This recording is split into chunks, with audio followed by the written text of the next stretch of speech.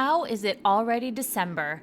As we prepare for the new year, I want to continue bringing you episodes on wellness, especially physical and mental health, along with some mindset episodes to help you close out a difficult 2020 and plan for a strong start to 2021. For me, personally, the foundation of everything I do starts with my physical, mental, and spiritual health. Before I can make my intentions for the upcoming year, whether that be business goal setting or just general goal setting, I need to make sure my foundation is solid, which is something I think I'm going to talk about in a later episode. Part of my method is looking at those different pillars of my life and reflecting on what went right, what went wrong, etc., and then setting a solid foundation for what I want to build. I hope this episode today with Denise Duffield-Thomas, aka Denise DT, gives you a little insight into how to have those hard and honest conversations in your relationship about money and personal needs, how to build a thriving business while also creating a chill life, and how to reframe your own money mindset and instill positive money habits with your children. I brought Denise on the show because there are not a lot of examples out there of moms who are building million-dollar companies with super young kids in tow and who are unapologetic about pursuing their dreams and having a lot of fun. Denise DT is a money mentor for the new wave of online entrepreneurs who want to make money and change the world. She helps women charge premium prices, release the fear of money, and create first-class lives. Her Money Bootcamp has helped over 6,000 students from all over the world reprogram their money mindset and live an abundant life. She is the author of 3 books, Lucky Bitch, Get Rich Lucky Bitch, and Chillpreneur, all of which give a fresh and funny roadmap to living a life of abundance without burnout. I've listened to 3 of them on Audible, and so I highly recommend downloading them. Denise calls herself a lazy introvert and an unbusy mother of 3. And when she's not running her multi-million-dollar company, you can find her at either her rose farm or at her beach house in sunny Australia. I love that Denise has managed to build her dream lifestyle with her family, which also includes bringing her husband on board in the business. It's an interesting story, so tune in. We also talk about how we can eliminate mental energy drains in our roles and how we can shift our energy around money to bring in more abundance. I recorded this episode a couple months ago when I was sick. Thankfully not COVID, but just a warning in advance that the sound is a little off because I was extremely congested. Anyway, I hope you enjoy. Welcome to Mommy's on a Call, your sacred space to laugh, learn, and feel like a real grown-up human for a hot minute. I'm Stephanie Uchima Carney, a mom of 3 under 6, serial entrepreneur, business strategist, and donut connoisseur, just trying to get through the day one cold cup of coffee at a time. I believe that with more intention, a positive mindset, and self-care, it is possible to thrive in motherhood, business, and life. My mission is to uncover the daily rituals, life lessons, real-life tactics, and favorite tools to inspire and empower you, mommy, to get the most out of life every single unpredictable day. So grab your headphones, tell your kids you're on the potty, and tune in weekly for some laughs, knowledge bombs, and plenty of real talk with real moms, and maybe a dad or 2. Welcome to the Mommy Pod. Welcome. Today, I am very excited to have Denise on the show. I met her like 2+ years ago in an online group that we're a part of. And we were both having another baby at the time, my second and her third. And I love that she's coming in all the way from Australia. So I'm here in California and you're all the way across the world. So thank you so much for joining today. Stephanie, thank you so much for having me. And as we were saying just before we hit record, online friends are real friends, especially for moms. Like it's that online community is so important. So I'm really grateful that we have that group together and that we've been able to connect and chat today to all your moms. Exactly. Being able to connect over just growing an online business and having babies basically at the time was pretty incredible. It didn't matter where you're from, what your background is. It's just that like bond of motherhood that brings you together. And I'm super excited because you are probably one of the very few role models out there, I feel like, for moms who are building these multi-million-dollar companies and who are just crushing it, but living this amazing lifestyle. You're able to raise your kids, you're able to travel, well, travel when it wasn't COVID, and do all of this. And, your book, Chillpreneur, you really are somebody who embodies what it means to be a chillpreneur. So I love that. So thank you so much. And I hope today that we can share just a little bit of your wisdom and how you manage to do it all. I wanted to actually start with, what's your biggest mom win of the week? Oh gosh. You know what? Last night I had a really good mum time where I was in a really good mood. Everyone seemed to have their bath well. Everyone had their stories. Everyone went to bed. And then my 6.5-year-old, she's so grown up now, and we spend 10, 15 minutes before she goes to bed just talking about our day. And she's so cute. And we play truth or dare. And it's like having just this grown up conversation, just looking at her going, "Oh my God, you are so cool. Like, I want to be friends with you." And, I saw a meme go around the other day of like, "Oh, I put my kids to bed." And I was like, "Oh, just like a real mom." And I was thinking, "Oh my God, I'm a mom." And, just when you have those conscious moments of, "Oh, I'm creating memories and this is cool." That's awesome. And any personal mom win of just yourself, like something you did for you that you were like, this is amazing. Oh god. I haven't mentioned this to anyone actually, but last week I I was in hospital because I was getting a breast lift because I'm done having kids, I'm done breastfeeding, and like breastfeeding does a bit of a number on your boobs. And a Just a couple of slight. my I'm jealous. I'm still 8 months in. I told my husband that I've been pregnant and breastfeeding for literally 6 years now. I it's think there was full 3 on. months where I was not pregnant or was not breastfeeding. So yeah, I understand Tootsie Rolls, everything. I'm So yeah, I felt like I did that just for me, and I'm still wearing my compression bra. It was literally only a week ago that I had the surgery, and it was one of those things. Like I was trying to explain it to someone, I was like, there was nothing like wrong. Like it wasn't like I was crying over my boobs, and I love and accept my body and so many things. But my friends who'd had it done, they were just like, it just is one of those things you do just for you. And so I do count that as a win, but it's also a mixed feeling because I sometimes feel like, oh, maybe we should just be happy, with what we've got. But, so I have mixed feelings about it, if that makes sense.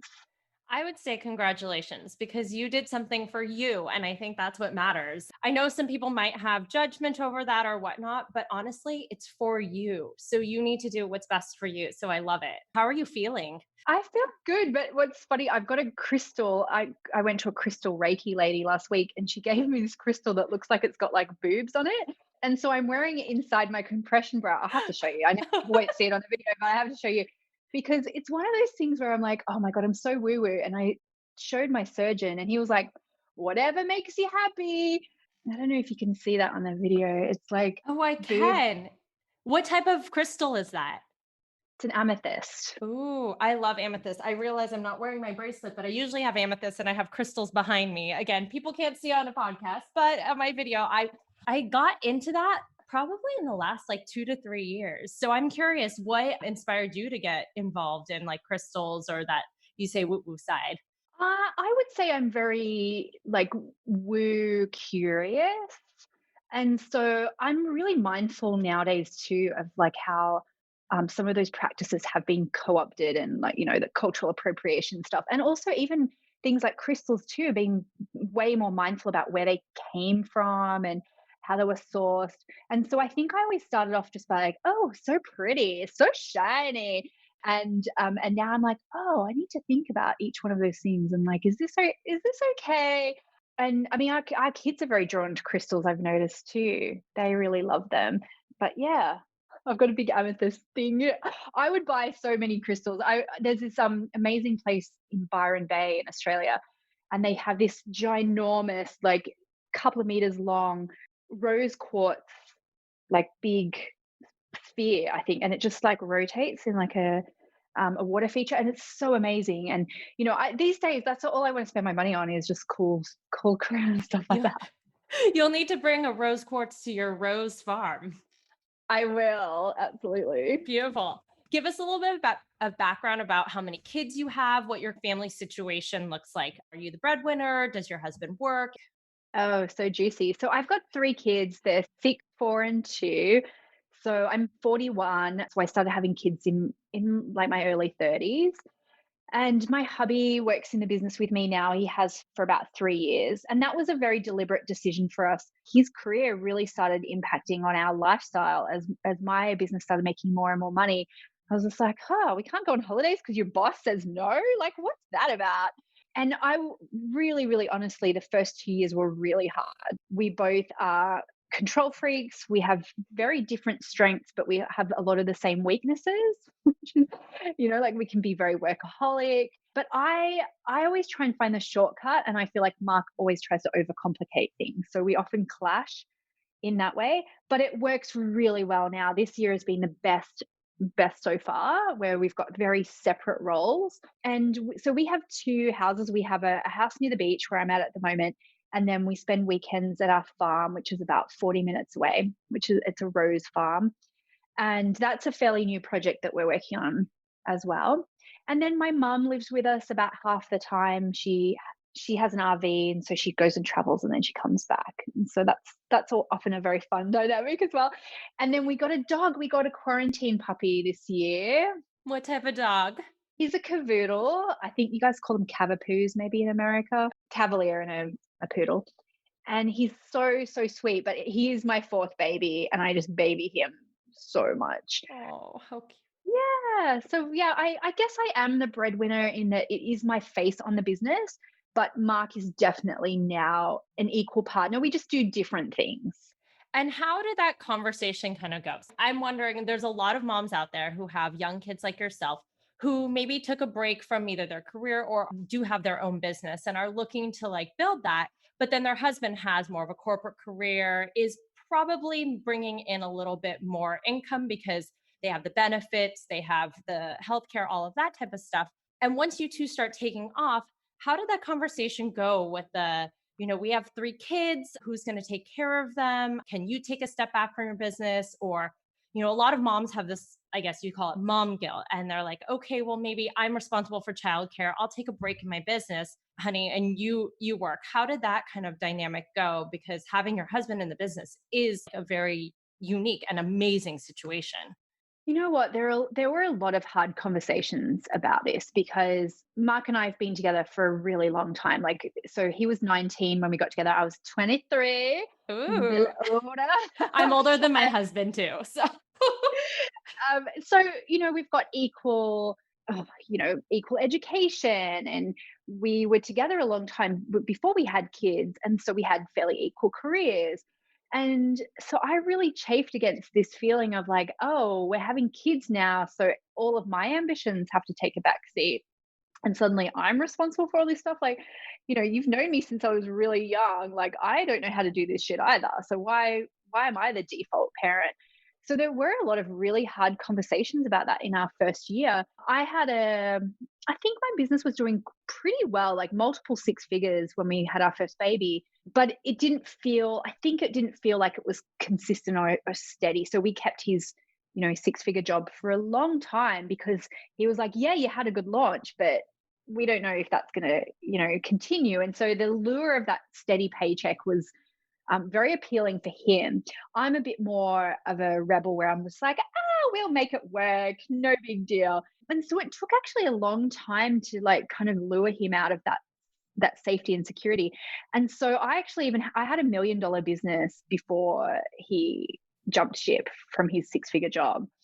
And it didn't come from me. It actually came from our accountant. Our accountant was sitting down and was like, so Denise's business is doing really great. And, like I'd bought us a house, I'd bought us all this stuff. And so he said to Mark, like, have you ever considered using your marketing skills in Denise's business? And I was sitting there going, oh, this has never occurred to me. Oh my God, you guys are so smart. This is amazing. And so Mark actually had to go through a real process of like looking at his identity, because he loved the corporate life. He loved putting on a suit. He loved having a team. He loved that feeling of competence that I think corporate life sometimes gives men more than women, because it's not really geared for a lot of women, and especially mums, right? We know this. And so he was very reluctant to give that up. And we had to do a lot of work and talking about it. And what it came down to, Stephanie, which is so funny, he said, what am I going to tell people that I do? Like at a barbecue, when someone says, what do you do? He was like, what am I going to tell people I do? And it took him a little while. I think it took him about a year to acclimatize to the fact that he could wear, I mean, I haven't seen him in a suit for years now. You know, like he wears Nike, like athleisure wear every single day. He can do whatever, like he can go to the beach. He can do whatever he wants. And I think he wasn't thinking about those things. He was thinking about like, yeah, what am I going to tell people that I do? And so for the first couple of months, he was like, oh, I work for my wife's business. And it was just like, he didn't, I think there was a bit of a dent to his masculinity or something. And he's gotten over it because the perks of that, of now we have a family business where we make a ton of money and we've been able to do a massive amount of good together. And are you able to see the kids more? Like, how did that work behind the scenes on childcare? Now you guys Yeah. both get the flexibility. Do you have any childcare help besides maybe your mom, or is it just you two?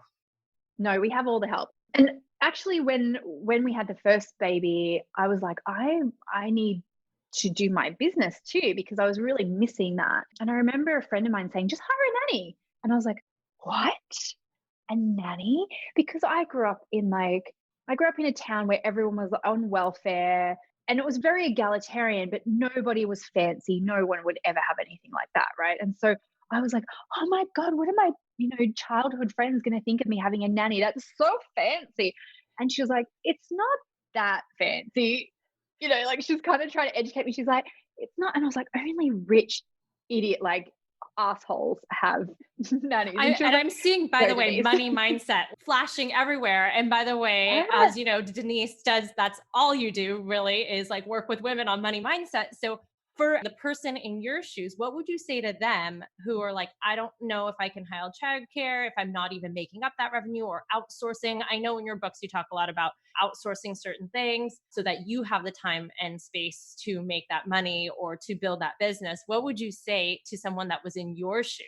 Well, it's not all or nothing. I think sometimes we feel like that. It's like, oh, I can't afford to have a full-time nanny. Yeah, but could you afford for someone 3 hours a week? Because nobody gets more stuff done. Nobody is more efficient than a mother. Nobody. Like, and at the start, that efficiency might mean that you have a nap, right? So I would start with the thing that stresses you out the most. And for a lot of people, it's laundry, because laundry is just never done and it's so oppressive. And, that might be so cheap to do a laundry service. And I know, if you're in a big city, it's so cheap, like in New York, to do like a laundry service, right? And they just pick it up from your house. And it's that might be worth spending more money on than outsourcing a new website, for example. So it's always about what stresses you out the most. And then you look at what could help you make more money. So yeah, start really, really small. And I think we've got to get out of this mentality that we're responsible for childcare costs, because that's how a lot of people do that math. They go, well, it's not worth it. But it's like, well, both of you are responsible for childcare costs, right? Right. I know a lot of women who don't go back even to their corporate career because they realize, oh, well, the amount of money I make basically goes to paying like daycare, childcare, whatever that is. It's a wash. Why should I do it? And so I feel like people need to get past that money block that they have, that it's like dollar equals dollar, whereas maybe like their own sanity plus the dollar is worth more. Sanity, resume, experience, 401k. Like there's so many ways that we are disadvantaged by that. But I've seen a lot of people too, they use their maternity leave to get their side hustle up and running so they don't have to go back. But there's just this thing of like, I hear this from people too. Oh, my husband says we can't get a cleaner, daycare, blah, blah, until my business is making more money.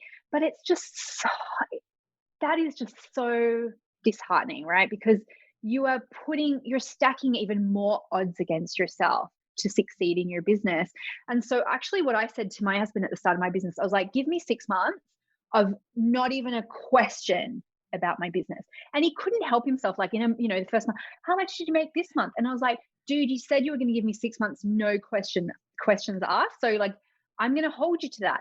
But the problem is we often feel so guilty that we're like, oh yeah, you're right. Like, and at some point I just went, well, I'm not doing the laundry. So either we get help for it and also I remember Mark's mum when she found out we had a cleaner and she was like, oh, Denise, I can teach you how to iron. And I was like, but I don't need to iron. And so I remember like Mark going, oh, well, I guess I'll iron my own shirts. And I'm like, dude, get a dry cleaning service for your shirts. You don't do it either. Like, and so there's just that point. And I think that's how we've gotten, like, so after the first kid, and I said to him, I actually don't want to have another kid if you're going to be in this corporate job and just leaving me by myself to do this. And I feel really bad for modern dads because if you're leaving home at 7:30 and you're getting home at 6:30, and that's a pretty average work day, you never get to see your kids, And so I just went, I'm not signed up for that. He was like, oh, I want another kid. And I'm like, of course you do. Like, why wouldn't you want another kid? Like, you get all the upside and none of the downside. And so, like, I always want to try and encourage people to have those hard conversations. And one of the conversations we had was, this baby is your baby at these particular times. And I actually put it in his calendar because everyone knows this, right? It's like you give your baby to your partner and within 5 minutes they're like, oh, babe, can you just hold her while I like get the diaper thing? And I'm like, how do you think I do that when you're not here? I pick it up with my toes. Like exactly. You're like holding the 2-year-old, the other way. You're always multitasking or doing things. You make it work. And so I had to be so strict on that because he used to be like, oh, I'm just going to go to the gym on the way home from work. And I'm like, dude, go on your lunch break. Like all the women in your office do. And so it was sounding really strange, but I was like, from 7 to 8 in the morning, she's your baby. You cannot ask me a single thing. You cannot talk to me. And then same from like 5:30 or whenever I got home to like 7 o'clock, she's your baby. And you cannot ask me. And it was putting those boundaries in place. And he was so shocked about it almost. He was just like, and I'm like, no. And I see women so reluctant to do that. And I just was like, he has to figure it out, and he did. And he is the best dad. Now he does all the school drop-offs and pickups. He holds the space of their lunches and their excursion notes and all of those things because I just went, I'm not going to solve this for you. And I just want to sit in my room and be on my phone and not have anyone touch me. I love that. Creating boundaries around time. So that was with your first kid. Now that you have 3 kids, what does your day look like? Or what are those boundaries that you still keep in place? Okay, so my role model for motherhood is my grandfather.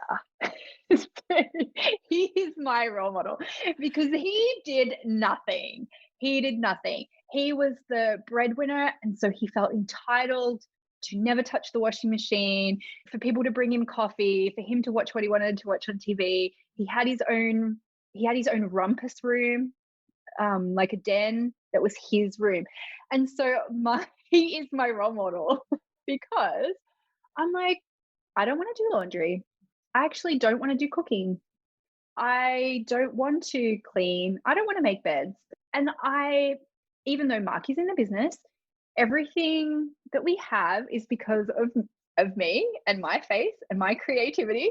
And it does sound controversial listening to it, right? But how many men do you know, even now in 2020, in not even wealthy families who live like that? They don't know where the washing machine is. They don't know where the school uniforms are. They don't know any of that.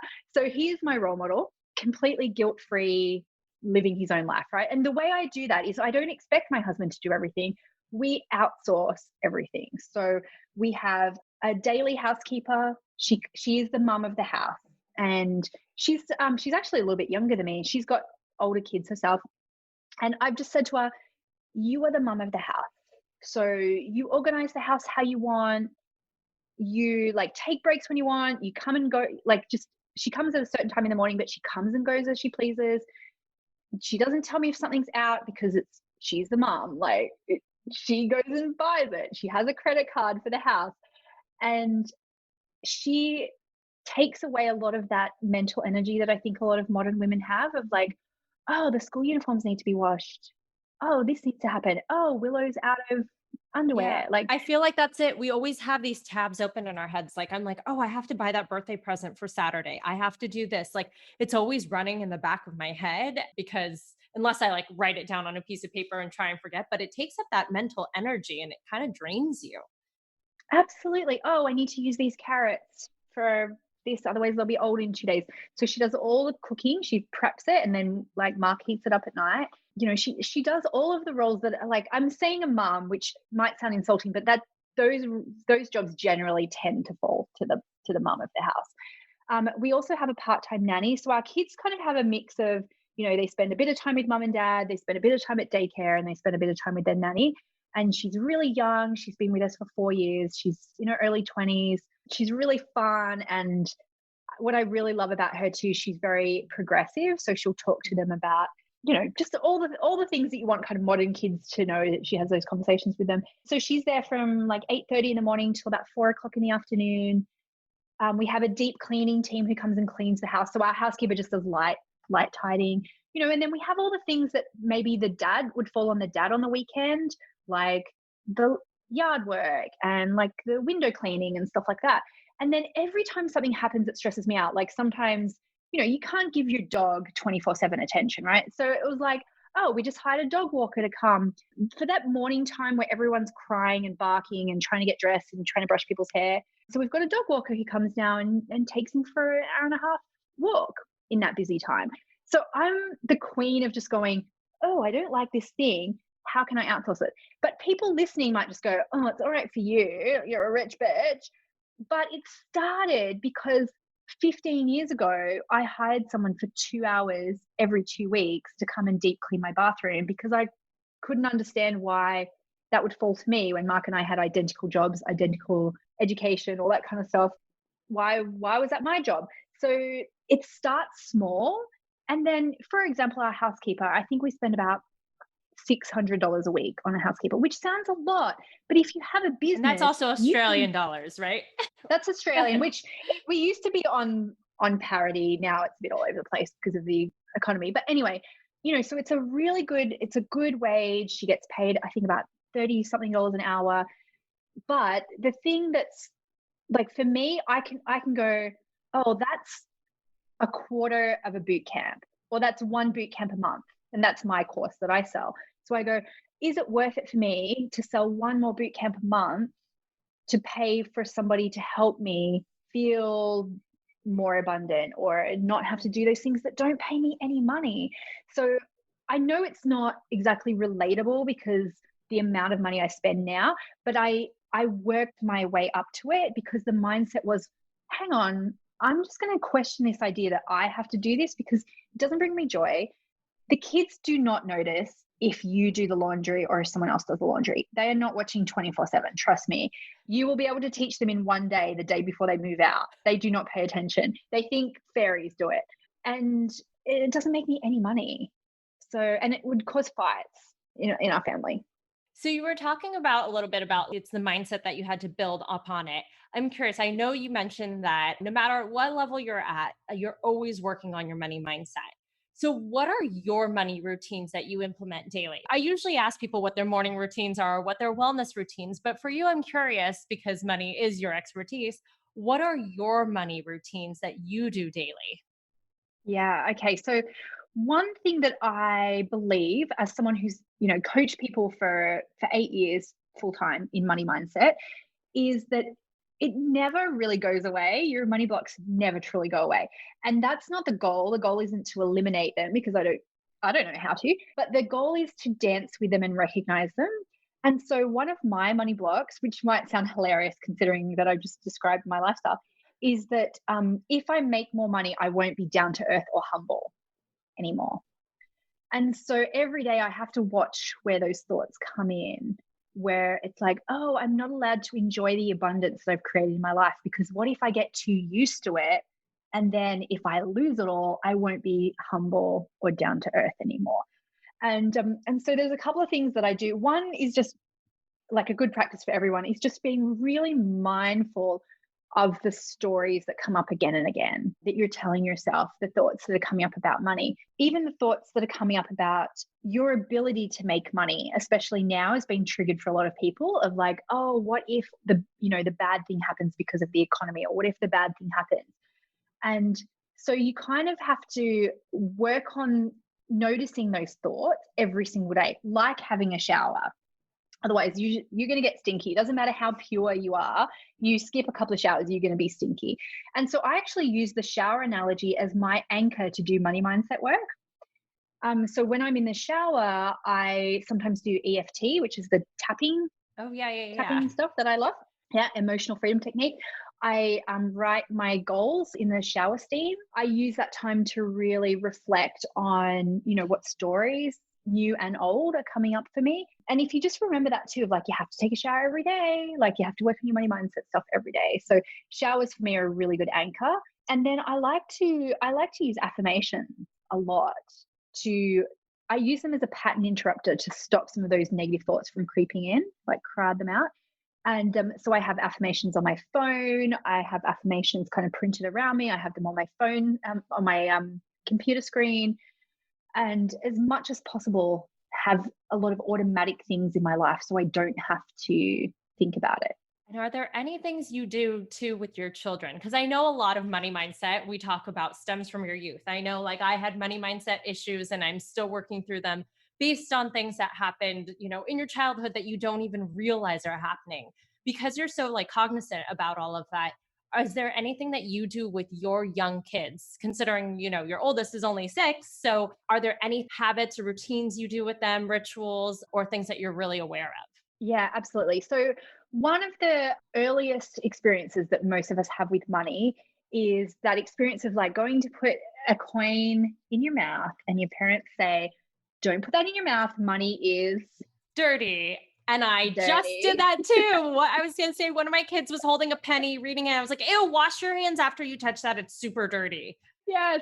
So that's a really interesting first interaction with money, right? And so I didn't really think about that until I did it to my kid too. And then I was like, oh shit, what are we going to do about this? So what I do, and you can still say it, but like what I aim for is a neutrality around money that I didn't have, because I think so many of us have heightened emotions around money. And so I'm just searching for neutrality. So I'll go, hey, we don't put money in our mouths. We take care of money in our family. And so it's just a different energy to it, because of course I don't want them to put money in their mouth, but like everything's dirty. If you think about it, everything's dirty. Like I was at a playground and my kid came out with a chicken nugget and I'm like, I didn't give you that chicken nugget. And especially, I was going to say, during COVID, I feel like every single child is now a hypochondriac because we're like, don't touch that. It might have coronavirus. Wash your hands. Exactly.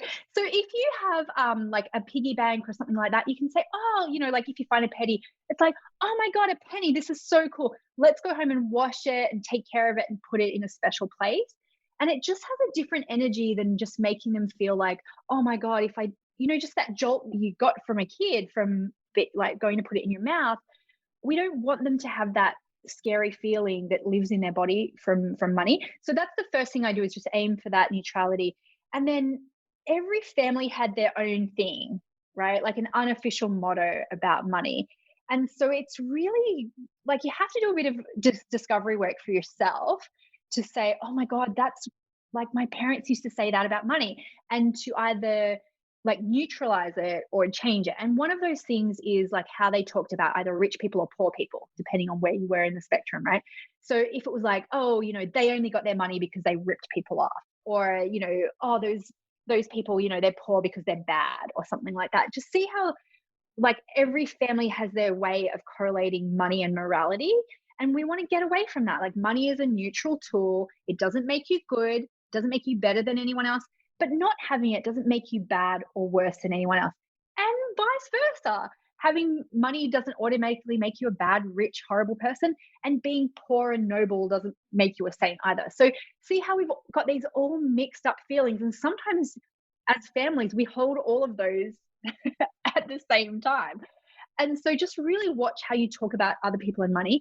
There's another thing too. So many of us, especially like our generation, we grew up hearing you had to work really hard to make Yes. money. You had to have a business that was really hard because that's how you had to have like if you had a business, your garage was probably full of crap. Like you had to work so many hours.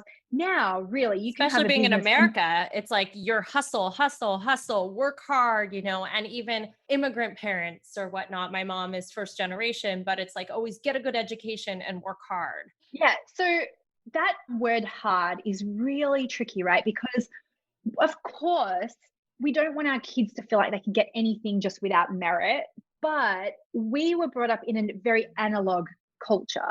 They are growing up in a digital culture where hard work isn't necessarily aligned with success. You can have a business where you never even touch the product now, ever. And you can be very smart about the way you do business. You can write an ebook that can be sold to people all around the world. They are seeing that as a possibility. They are seeing kids who make money from unboxing toys, right? They grow up in a very different world to us. So what words can we use to still instill in them a work ethic, but without telling them that you have to work really, really hard? So we were doing this yesterday where we were kind of saying to them, hey, you guys could do anything that you want if you have a dream and you work for it. And so I've just taken the hard word out because I'm like, they see us work. We go to work. Work is not a dirty word, but I don't want them to have the hard part in there. So I want it to be almost about persistence and diligence rather than like horrible. Does that make sense? Yes. Well, and also sometimes doing something and becoming successful in it may come easy to you. It's not that like Yeah. I get that hard is a weird word to use. So I like how you said work for it or work towards it or something to like strive for versus just hit the ground and just pound it out until you make it happen, because for some it might not actually be hard. So I like that. Although it's hard to tell kids work hard is so ingrained, at least in my head, to say like, oh, even you colored that great, you must have worked really hard. And now I'm going to catch myself saying Well, that. yeah, because it might have been really fun. Like, and it could be that we say that as like, oh my God, that looks amazing. It looked like you had a ton of fun doing it. And that also means that we have to role model that too, that it's okay for us to have ease around our business, that we don't say things like, oh, I'm so sorry, mommy has to go on a work trip. I have to work really hard. It's like, oh my God, I'm so excited to go on this fun work trip. And I can't wait to tell you all about it when I get home because I love my work. It's just such a different energy than perpetuating this thing that work is this drudgery, because we know like you don't have a business without having like putting effort into it. But like, I don't feel like my work is horrible, that it's something like, that like my mum used to have to go to work and, when she worked at the nursing home, that was hard work. Mine is fun work. Right. Childbirth is hard. Well, I was going to say on that note, I wanted to wrap it up with a couple questions. What is your mom's superpower that makes you a better business person? So what is something you gained when you became a mom that makes you a better entrepreneur, especially since you had your business before you had kids? Oh, wow. Okay. So I was always passionate about women's independence, financial independence, always passionate about that. Because my mum was a single mom and I saw her like trapped in marriages or situations because she didn't have the money. Having kids gave me a totally deeper understanding of that because it's not, I want to use my words carefully here, but because it's like people choose to not have kids and they have a great life, right? And they have empathy and all that kind of stuff. But when I had, like, I was holding a baby for the first week, I was like, women do this around the world with zero resources, zero support, zero infrastructure. And it gave me a wider sense of how unfair the world is. And that gave me a greater passion for helping women because I know women with more money totally change the world. It's been proven, in so many microeconomies where women's contributions just, completely change the GDP of a country.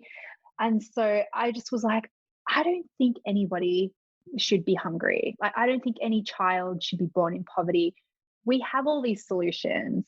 we just don't have the money distributed in the right place, and women and like other people who have experienced oppression or disadvantage get that. And so it just gave me a massive fire in my belly to help more people make more money.